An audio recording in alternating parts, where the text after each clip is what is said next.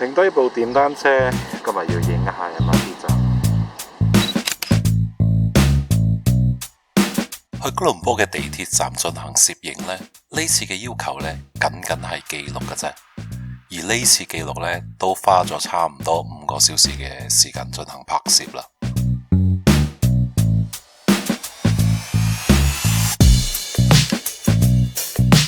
每一個站呢，都盡量影到個站名同埋月台見到嘅景色嘅，每9到10分鐘就會有一班車噶啦。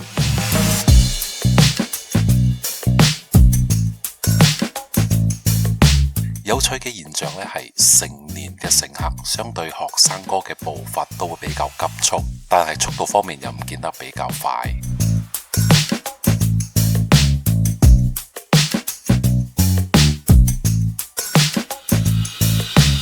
其實生活未必真係需要一個快節奏嘅，有時放慢腳步睇下周圍嘅景色都可以好舒心嘅。